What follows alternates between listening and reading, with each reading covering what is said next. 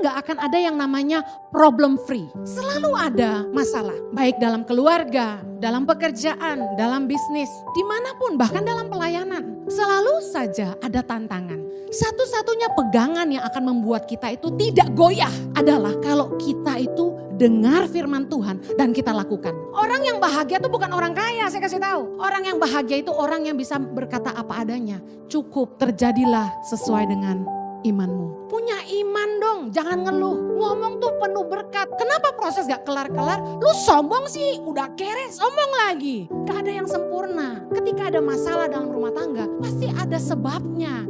Dan gak mungkin sumbernya cuma satu, pasti dua. Udah cerai nikah lagi. Saya bertanya, ada jaminan gak kebahagiaan di pernikahan kedua? Belum tentu.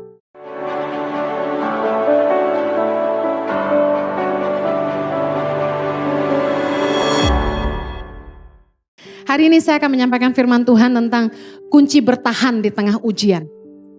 Saya percaya bahwa kita gak bisa berkata bahwa ikut Tuhan selalu mudah.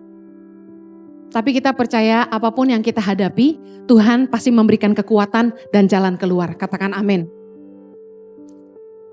Bagaimana supaya kita gak goyah, gak lemah dalam menghadapi ujian, masalah dalam kehidupan? Saya ingin share yang pertama. Berpeganglah hanya kepada firman Tuhan. Berpeganglah kepada kebenaran firman Tuhan. Jadikan firman Tuhan satu-satunya fondasi dalam kehidupan kita dan dalam mengambil keputusan. Kalau kita itu istilahnya punya pedoman hidup, kita harus punya satu acuan. Acuan hidup orang percaya haruslah firman Tuhan. Gak boleh ada yang lain. Dengar baik, Yesus ngajarin kita dalam Matius 7 tentang dua macam dasar. Saya ingin baca ayat 24 sampai 25 saja. Saudara tahu yang seterusnya.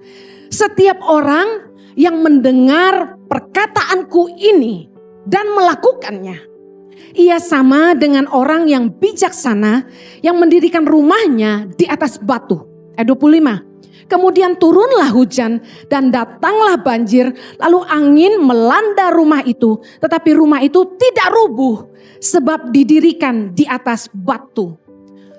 Yesus kasih ayat firman Tuhan ini untuk kita ngerti bahwa dalam kehidupan akan datang hujan, datanglah banjir, datanglah angin. Yang artinya hidup kita gak akan ada yang namanya problem free. Selalu ada masalah. Baik dalam keluarga, dalam pekerjaan, dalam bisnis. Dimanapun, bahkan dalam pelayanan. Selalu saja ada tantangan. Tetapi dengar, Yesus bilang gini, setiap orang yang mendengarkan perkataanku dan melakukannya. Saya bingung kalau orang tuh harus gali-gali arti. Sebenarnya Yesus tuh kalau ngomong straight to the point, mudah dimengerti. Artinya gini, waktu kita ngalamin masalah dalam kehidupan kita, satu-satunya pegangan yang akan membuat kita itu tidak goyah adalah kalau kita itu dengar firman Tuhan dan kita lakukan. Suami saya tadi pagi khotbah tentang 3 macam Kristen, yang salah satunya adalah Kristen tradisi. Yang sebenarnya setiap orang itu kalau ke gereja cuma buat biar merasa enak, oh gue udah ke gereja hari ini. Jadi rutinitas ke gereja. Padahal kesempatan Anda untuk menang seminggu ini adalah dengar firman Tuhan dan lakukan. Kalau datang ke gereja itu miliki iman, hari ini Tuhan akan berbicara kepada saya. Bagaimana sih Kak Heni, Bu Heni cara mendengarkan Tuhan? Banyak orang tanya gitu. Kok Bu Heni bisa bilang Tuhan ngomong gini, Tuhan ngomong gitu? Sebenarnya sederhana. Berapa banyak yang rindu Tuhan bicara sama Anda? Baca firman Tuhan. Cara satu-satunya mengizinkan Tuhan bicara buat kita adalah dengan mendengarkan dan membaca firman Tuhan. Waktu kita baca firman Tuhan, Roh Kudus dalam batin kita tuh akan ngajarin kita. Masalah boleh datang dalam hidup kita. Tapi jaminan firman Tuhan, saya tuh selalu berpegang pada apa yang Kristus ajarkan. Yesus bilang gini, barang siapa yang mendengar perkataanku dan melakukannya, lalu kemudian turunlah hujan, datanglah banjir, angin melanda, rumah itu tidak rubuh karena didirikan di atas batu. Yang artinya gini, Kalau kita hidup melakukan firman Tuhan, sekalipun badai kehidupan menerpa, kita nggak akan goyah. Saya kasih contoh dalam hidup sehari-hari. Sesulit apapun masalah kita, dengar baik. Jangan sampai keluar dari kebenaran firman. Waktu orang butuh uang, firman Tuhan ngajarin, janganlah kamu berhutang apa-apa pada siapapun juga. Kalau ada yang mau catat ayatnya Roma 13 ayat 8. Janganlah kamu berhutang apa-apa kepada siapapun juga. Artinya gini, ketika kita punya kebutuhan, jangan lari dari kebenaran firman Tuhan. Jangan coba menolong dirimu sendiri dengan berhutang sana sini. Hari-hari ini banyak orang terjebak dengan hutang, khususnya pinjaman online. Ini jahat sekali loh aplikasi ini. Begitu mudah didapat pinjamannya, seolah-olah wah ini jalan keluar tercepat. Padahal itu mengikat. Bunganya sangat besar dan melilit dan mencekik, membuat kita gak bisa napas. Penghasilan kita bulanan cuma buat nutupin utang aja gak cukup. Kalau orang sudah hidup dalam hutang, hidupnya penuh beban. Ada di sini yang banyak hutang bahagia? Sukacita gitu. Gak ada. Orang tuh kalau banyak utang, keningnya nih penuh kerutan. Orang kalau banyak utang, mulutnya cemberut. Sama orang gak nice. Karena dia stres, ngomongnya ngelantur. Orang kalau sudah berhutang, pasti masalah dengan hubungan. Firman Tuhan bilang janganlah kamu berhutang apa-apa pada siapapun juga. Tapi Bu Heni, saya benar-benar butuh uang. Percaya firman Tuhan gak? Berlutut di kaki Tuhan. Firman-Mu berkata, barang siapa mendengar firman-Mu dan melakukannya. Kalau hujan, angin, hujan, banjir datang, dia tidak akan goyah. Tuhan, aku butuh uang. Tapi aku mau pegang firman-Mu, aku gak mau ngutang. Aku percaya Tuhan pasti sediakan. Berani gak? Kita seringkali lebih sok pinter daripada Tuhan. Bu ini gak ngalamin sih? Ngalamin. Justru saya kasih tahu. Keluarga saya hancur waktu saya memang masih kecil. Itu karena orang tua saya terlilit hutang. Porak-poranda. Makanya saya benci yang namanya hutang. Kalau gak mampu, jangan sok aksi. Kenapa kalau cuma mampu beli mobil bekas harus beli mobil baru? Kalau memang gak mampu beli Innova, kenapa gak beli Avanza atau Xenia yang lebih murah? Kita hidup itu jangan makan gaya. Cukupkan dirimu dengan apa yang kamu punya gitu loh. Kalau Tuhan memang cuma berkati kamu segitu, bersyukurlah. Jangan bandingin hidupmu dengan orang lain. Firman Tuhan bilang cukupkan dirimu dengan apa yang ada padamu. Nah kita gak mau lakukan firman. Kita hidup mewah-mewah. Gak mau kalah gaya. Ada orang timur bilang begini. Kantong boleh kosong tapi gaya gak boleh kosong. Ngomong kosong loh gue bilangin. Masa Ngana bisa beli tas mahal kita tara bisa? Dia bilang gitu. Kita bilang Ngana jual apa? Ngana jual lemper baru Ngana mau beli tas. Itu mau jual lemper berapa truk? Sudah orang jual tambang emas. Dia jauh lebih dari kita, ngapain kita bandingin diri sama dia. Orang yang bahagia itu bukan orang kaya, saya kasih tahu. Orang yang bahagia itu orang yang bisa berkata apa adanya. Cukup. Cukup. Ibu-ibu yang punya suami gak kaya. Saya tanya, kalau Anda kawin sama yang lebih kaya, Anda jamin Anda lebih bahagia? Katakan sama-sama, belum tentu. Teman saya banyak yang nikah sama cowok yang lebih kaya daripada suami saya. Kami bukan orang kaya tapi kami bahagia.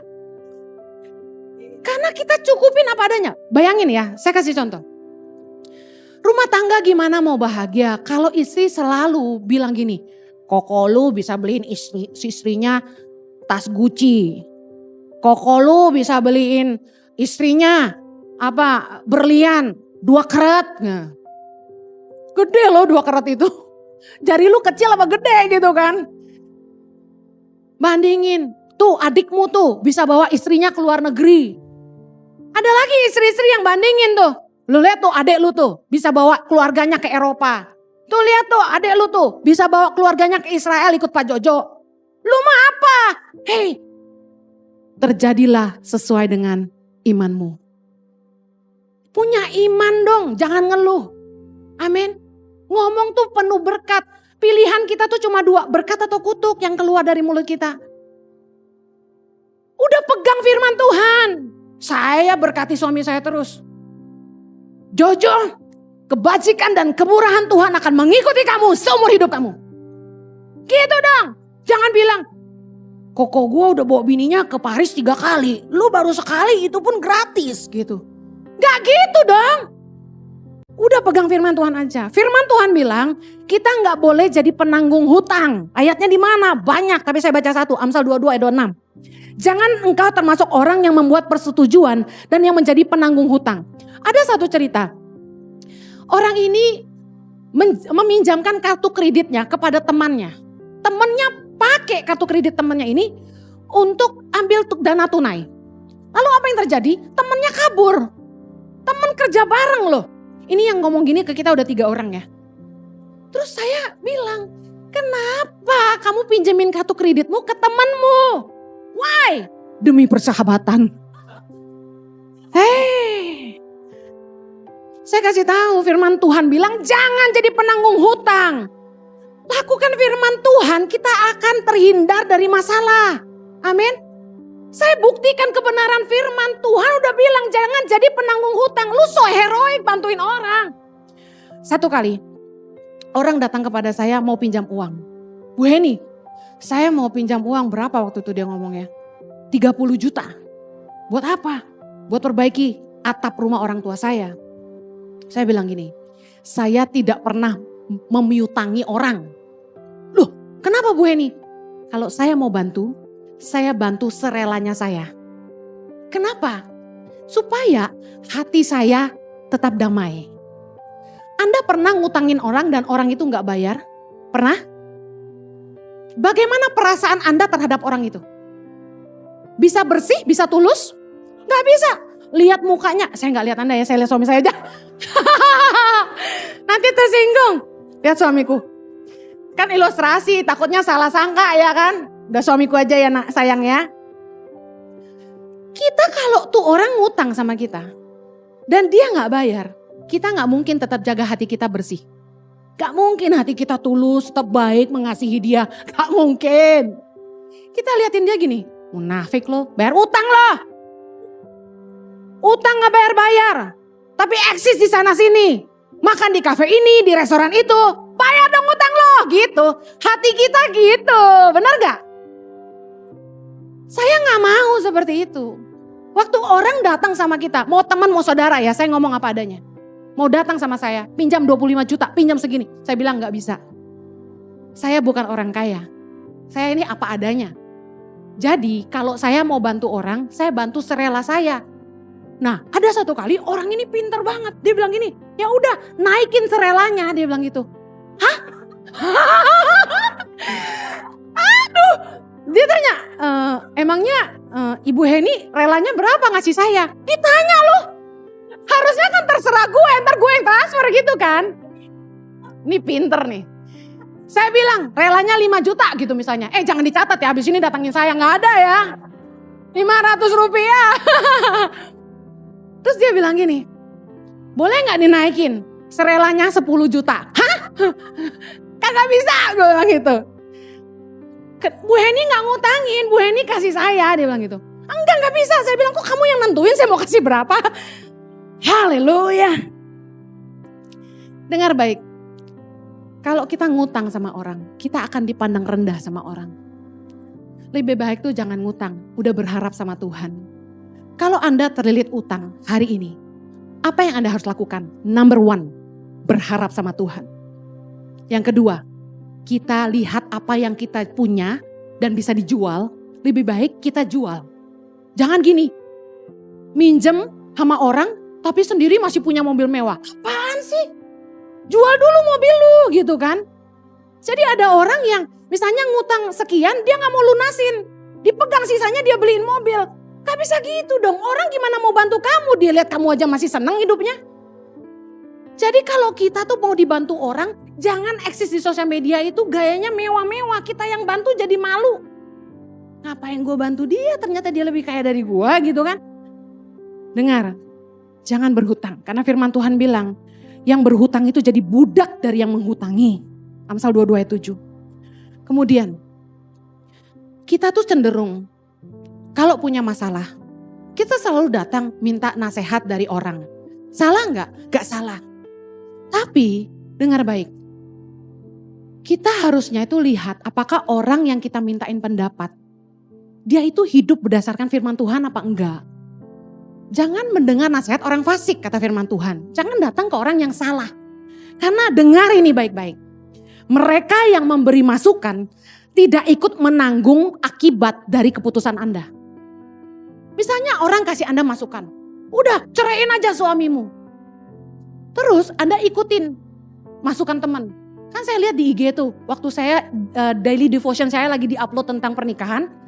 Ada perempuan-perempuan yang marah sama saya karena mereka sudah bercerai dan khotbah itu tentang jangan bercerai. Enak aja, kalau kita bonyok dipukulin suami, emangnya harus diam aja? Lah berarti dia belum dengar khotbah saya yang lain gitu kan. Anda boleh berpisah kalau Anda sampai mendapat kekerasan fisik, tapi berpisah sementara. Kalaupun mau bercerai, firman Tuhan bilang gak boleh nikah lagi. Boleh gak berarti pisah? Boleh, tapi dengan satu bayar harga. Gak nikah lagi sampai kita tidak terikat lagi, artinya dia dipanggil Tuhan.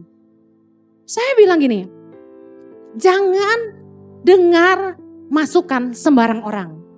Bijaksanalah memberi telingamu kepada orang. Kenapa? Waktu kita ngikutin saran dia, belum tentu kalau kita punya masalah, dia mau nolong kita. Misalnya ibu ini, dia dikasih tahu kan sama temannya, ceraiin aja laki kayak gitu. Emang dunia cuma selebar daun kelor. Kawin lagi, cari yang kaya. Emang gampang? Saya punya temen, cantik, asli. Gua sih lewat.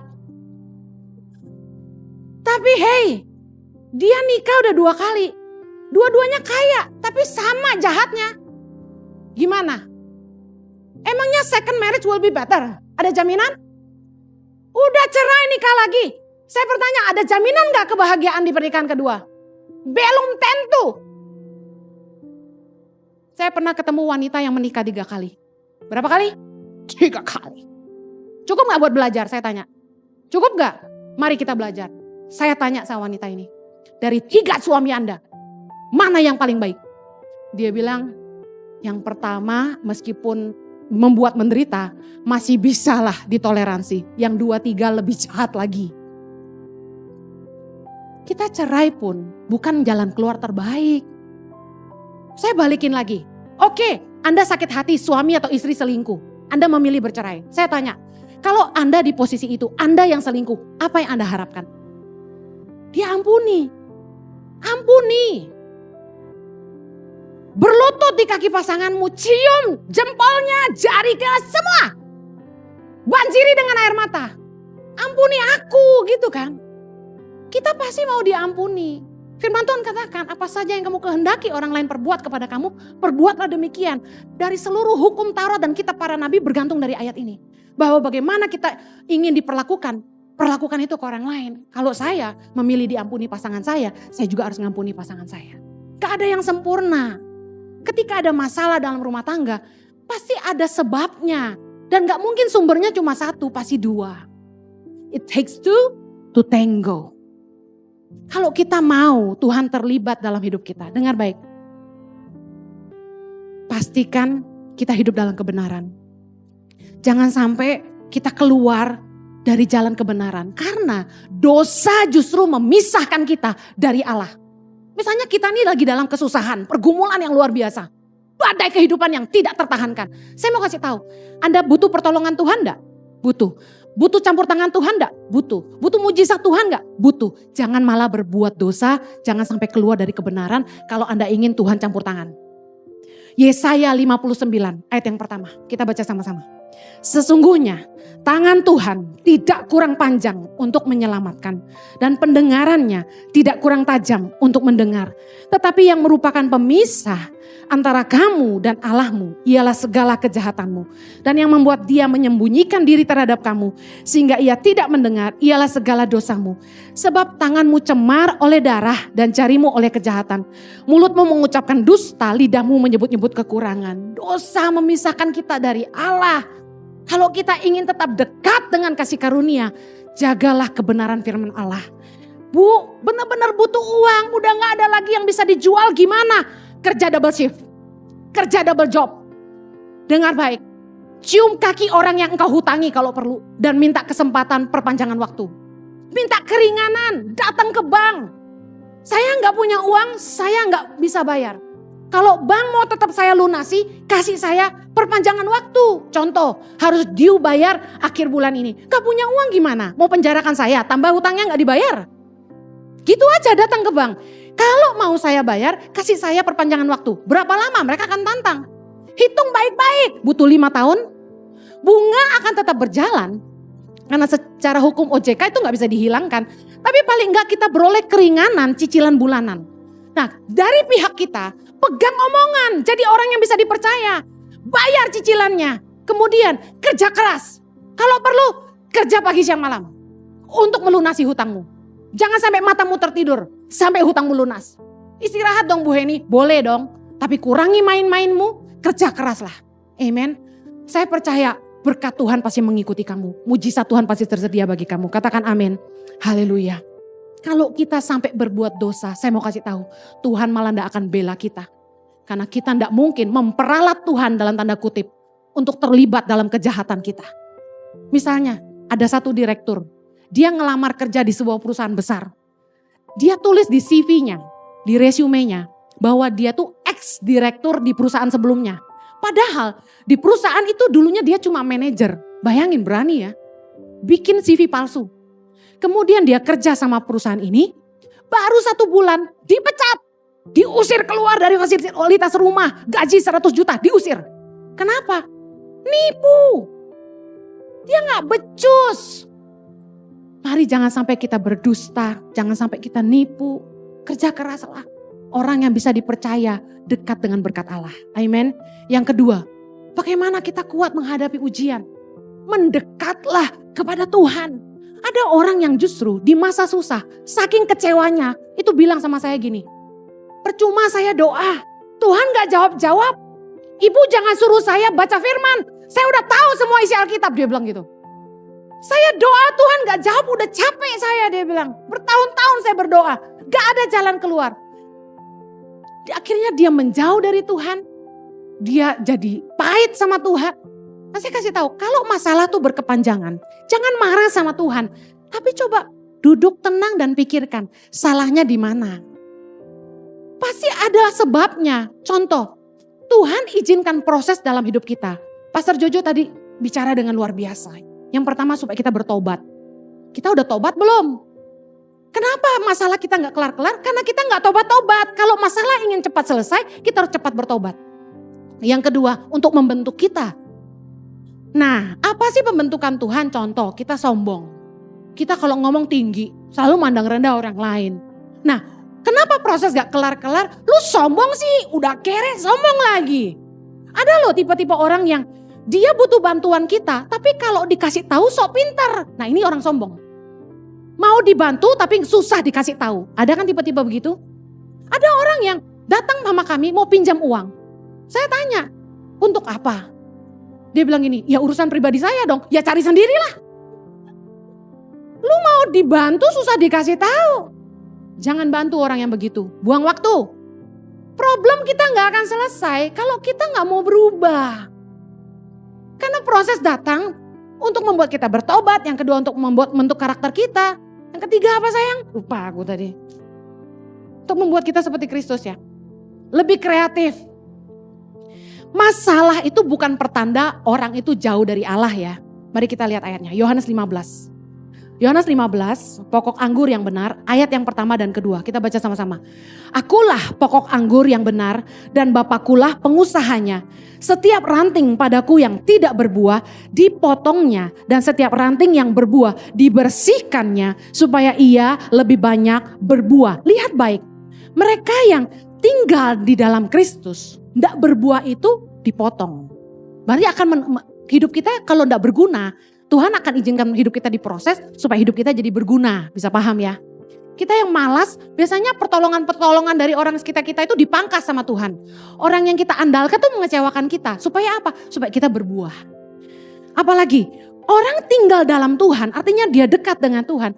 Sudah berbuah pun masih dibersihkan. Kenapa? Supaya kita gak tinggi hati. Supaya kita tetap mengandalkan Tuhan. Supaya kita berbuah lebih lagi. Waktu Tuhan pakai saya, Tuhan proses saya. Waktu ada peninggian dari Tuhan, ada perendahan dari orang lain yang Tuhan izinkan terjadi dalam hidup saya. Supaya saya ingat bukan saya tapi Tuhan. Waktu Marlon nyanyi lagu itu, saya tuh nangis terus karena lagu ini tuh selalu bagi saya, ini hati saya buat Tuhan. Bahwa satu-satunya yang saya andalkan tuh cuma Tuhan, gak ada yang lain. Saya gak punya apa-apa dan saya gak punya orang lain selain Tuhan. Kalau Tuhan gak tolong saya gak bisa. Justru kalau kita sungguh-sungguh ngandalin Tuhan ya, kita gak bisa sombong. Justru kalau orang tuh sampai sombong, berarti dia gak ngandalin Tuhan, dia ngandalin dirinya sendiri. Kita berani bilang bahwa kita mampu tanpa Tuhan? Gak bisa. Jangan menghakimi orang-orang yang sedang ditimpa masalah. Wah lo, problem datang terus tuh. Gak punya hubungan pribadi sama Tuhan ya. Nah lo ditimpa masalah tuh. Kenapa tuh gak punya keturunan? Nah gak diberkati sih. Kenapa perusahaannya susah? Gak bayar perpuluhan ya. Dengar baik, jangan suka ngehakimin orang. Semua orang punya masalah, semua orang ngalamin proses. Tuhan itu mengizinkan masalah datang supaya hidup kita dibersihkan. Supaya kita berbuah lebih banyak. Katakan amin. Amin. Kunci kita kuat dalam ujian adalah tetap tinggal di dalam Tuhan. Yohanes 15 ayat 4 berkata, tinggallah di dalam aku dan aku di dalam kamu. Sama seperti ranting tidak dapat berbuah dari dirinya sendiri. Kalau ia tidak tinggal pada pokok anggur, demikian juga kamu tidak berbuah jikalau kamu tidak tinggal di dalam aku. Ayat kelima, akulah pokok anggur dan kamulah ranting-rantingnya. Barang siapa tinggal di dalam aku dan aku di dalam dia, ia berbuah banyak sebab di luar aku kamu tidak dapat berbuat apa-apa. Justru kalau lagi dilanda masalah, jangan meninggalkan Allah. Justru kita butuh Tuhan. Kenapa begitu? Karena Tuhan itu sumber hikmat dalam hidup kita. Tuhan itu yang memberikan kecakapan dalam hati kita. Saya percaya setiap kita diberi kemampuan oleh Tuhan untuk menyelesaikan masalah. Katakan amin. Saya percaya kalau kita mau ditolong Tuhan, jangan justru menghindar dari Tuhan. Tetap pegang Tuhan erat-erat. Apa yang terjadi ketika di tengah masalah kita tetap berpegang pada Tuhan? Saya katakan, di masa sulit pun kamu akan terus berbuah. Bayangin, di masa sulit ketika kami berdua kesulitan, pandemi datang melanda, banyak partner tangan pengharapan yang meninggalkan tangan pengharapan karena mereka sendiri kesusahan. Kami gak marah sama mereka, tapi kami malah berdoa buat mereka. Tapi apa yang terjadi? Di masa pandemi, Tuhan memakai kami untuk menolong lebih banyak orang, menolong lebih banyak anak-anak lewat program peduli sesama. Bahkan sekarang kami memberikan beasiswa untuk anak-anak pedalaman yang cerdas, berintegritas, benar-benar takut akan Tuhan dan karakternya baik untuk menjadi guru-guru bagi Indonesia. Doakan kami, karena saya merenung terus. Kami selama ini rekrut orang-orang dari seluruh Indonesia, dilatih di Jakarta, lalu diutus ke pedalaman dengan kontrak guru pedalaman cuma 1 tahun. Investasi yang kami berikan terlalu besar hanya untuk kontrak 1 tahun sebenarnya. Jadi saya bilang, apa ya yang lebih sustain ke depan? Anak-anak ini yang harus dijadikan guru. Supaya ketika kita sekolahkan mereka kembali ke daerah mereka dan mencerdaskan anak-anak mereka. Saya mulai melangkah dengan iman justru di masa sulit. Dan saya lihat penyertaan Tuhan yang luar biasa. Saya ingin katakan kita buka gereja onsite ini bukan karena kita pengen keruk uang lebih banyak. Gak ada istilah seperti itu. Justru kami sediakan ibadah onsite ini karena kami tahu jemaat butuh. Ada jemaat yang gak seneng ibadah online. Sudah gak fokus gitu loh, liatin TV terus, bener gak? Lebih enak gini gak? Sebenarnya kalau coba tanya sama saya, Pastor Henny lebih suka online aja atau onsite? Lebih enak online, kenapa? Tapping, tayang, hari Minggu bisa bangun siang. Bisa makan sama anak, bisa kumpul keluarga, pagi-pagi gak usah keramas. Tapi saya tahu ini kebutuhan. Nah, saya ingin kasih tahu gini, saya sangat bersyukur Anda enggak takut COVID terus tetap datang ke gereja. Puji Tuhan. Justru kalau suami saya ini luar biasa. Saya tuh waktu COVID tuh takut keluar. Gak mau keluar. Dia bilang gini, kamu kalau takut enggak punya iman, kamu enggak akan bikin apa-apa. Kalau kita selalu takut, kita akan bikin apa-apa. Mari terus mendekat sama Tuhan. Anda datang ke gereja, saya mau kasih tahu kedatanganmu tidak akan sia-sia. Anda nyembah, jiwamu disegarkan. Saya ngerti rasanya. Matius 11 ayat yang ke-6. Dan berbahagialah orang yang tidak menjadi kecewa dan menolak aku. Yesus bilang gitu. Yesus tahu waktu kita ngadapin masalah. Kadang-kadang tuh saking tertekan dan tersesaknya. Kita kadang-kadang udah kehilangan iman. Ini sebenarnya gue bakal punya anak gak sih gitu kan. Sebenarnya Tuhan bakal berkati gak sih? Gue rindu punya ini, gue rindu bisa begitu. Sebenarnya mungkin gak sih? Kadang-kadang kita tuh udah gak bisa lihat lagi mimpi kita tuh akan terjadi. Tapi dengar baik, jangan jadi kecewa dan menolak Tuhan. Amin. Engkau akan berbahagia kata Yesus. Kalau engkau tidak jadi kecewa dan menolak Dia. Percayalah Tuhan itu setia. Saya percaya Tuhan pasti sediakan jalan keluar. Saya ingin akhiri karena waktu yang terbatas. Di tengah masa sulit, tenang dan berdoa. Di tengah-tengah badai, tenangkan jiwa kita. Firman Tuhan berkata, kuasailah dirimu dan jadilah tenang supaya kamu dapat berdoa. Artinya gini, waktu keadaan kita sedang panik, masalah banyak. Kalau kita tidak tenang, jiwa kita gak tenang, kita gak bisa doa. Kita pasti sibuk cari jalan keluar. Waduh, telepon siapa ya? Siapa ya yang bisa bantu saya ya? Saya kasih tahu, jangan ngandelin orang kuat. Firman Tuhan berkata, dalam Mazmur 146 ayat yang ketiga, janganlah percaya kepada para bangsawan, kepada anak manusia yang tidak dapat memberikan keselamatan. Saya ini udah belajar, ngandalin orang-orang hebat yang berjanji tapi tidak pernah ditepati. Saya sama suami itu udah bolak-balik ketemu konglomerat di Indonesia, bukan gak pernah. Mereka janji, saya akan bantu kamu. Kamu kurang berapa setiap bulan? 1,5 M telepon saya pasti bantu kamu. Kami tidak pernah telepon siapapun. Suami saya dikasih nomor telepon orang-orang yang terkenal di Indonesia. Disuruh bilang gini, Pak Jojo butuh apa-apa telepon saya. Kami tidak pernah telepon. Kenapa? Karena satu-satunya yang kami andalkan cuma Tuhan. Amin. Dengar baik. Jangan ngandalin teman, jangan ngandalin orang kuat. Teman itu justru kita temukan yang terbaik tuh di masa sulit. Siapakah mereka? Bukan orang-orang yang kita cari, tapi orang-orang yang tetap tinggal bersama kita ketika kita kesulitan. Mereka yang peduli sama kita. Salah satu tanda dari Tuhan untuk saya berhenti khotbah keliling adalah di masa pandemi. Tidak ada, bisa dibilang hampir tidak ada, hanya satu orang yang biasanya saya layani gereja-gerejanya. Itu telepon saya dan tanya, apakah kamu baik-baik? Bayangin, 15 tahun khotbah keliling gereja-gereja, kecil dan besar. Gembala-gembala itu harusnya jadi sahabat buat saya, karena saya khotbah setahun bisa 2-3 kali di gereja yang sama. Tapi waktu pandemi datang, mereka batalin pelayanan saya tanpa kasih kabar sama sekali dan tidak pernah tanya bagaimana hidup saya. Mereka tahu saya hidup dengan iman. Saya sangat hargai cuma satu teman yang telepon saya. Apakah kamu baik-baik saja? Meskipun dia tidak bantu apa-apa, tapi saya hargai dia cuma sekedar telepon aja. Justru saat Anda sedang menghadapi masa sulit, izinkan Tuhan membuktikan siapa teman-teman terbaik. Amen. Di tengah masalahmu, jangan panik, jangan berusaha telepon sana sini, cari orang kuat bantu kamu. Tenang, berdoa, karena Tuhan sumber hikmatmu, sumber kekuatanmu, dan sumber jalan keluar bagi hidupmu. Saya berdoa, masa sulit Anda akan cepat selesai. Mari terus mengandalkan Dia, mari kita berdoa. Yang punya beban di hadapan Tuhan, yuk angkat sama Tuhan. Engkaulah satu-satunya yang kami andalkan ya Tuhan.